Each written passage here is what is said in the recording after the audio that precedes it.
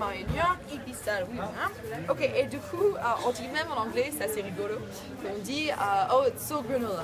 Donc c'est très hippie, c'est très. Enfin, ça me fait toujours mal. Et donc, aujourd'hui, c'est plus un aliment de petit déjeuner, peut-être pour le sportif aussi, c'est sympa, pour les randonnées. Parce que c'est brûlé d'ingrédients, c'est plein de graines et c'est hyper nourrissant. Donc aujourd'hui, ce que j'ai choisi était toujours parti sur une base de 50% de graines. Hein. Donc là, vous avez une granola, en fait c'est des granolas que j'avais préparées pour tout le monde, mais je les mets dans un bol comme ça on voit. Donc toujours 50% de graines, donc flocons d'avoine, du riz gonflé, quinoa, millet, comme vous voulez. On peut faire 30% de fruits secs ou même du noix de coco, c'est vraiment en fonction du chocolat, ça dépend ce que vous aimez.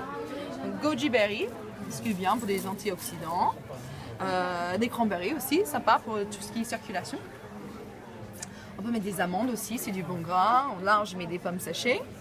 Et puis, on peut faire 20% de graines, parce que je trouve qu'on ne mange pas assez de graines dans la vie. Donc là, l'idée, c'est de mettre des graines de lin, des graines de pavot, des graines de tournesol, on peut mettre des sesames.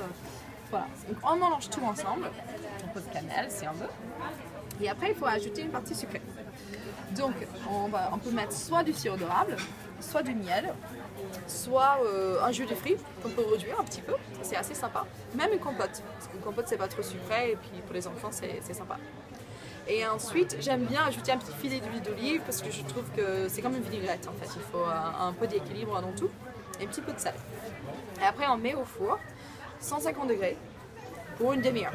On check tous les 10 minutes, on a une lumière un petit peu avec une cuillère pour que ça ne crame pas sur les côtés. Et puis on enlève, on le fait sécher et après on peut le garder pendant des jours.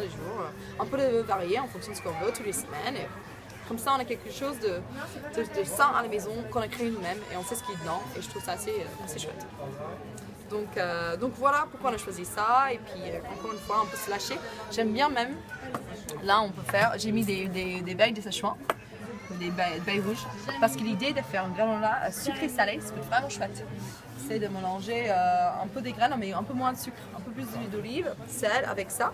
Puis après on peut le mettre sur du fromage, du brebis, du feta, sur une grosse salade. On peut ajouter une texture qu'on n'a pas peut-être dans une salade autrement. Donc granola on peut l'utiliser dans plusieurs façons.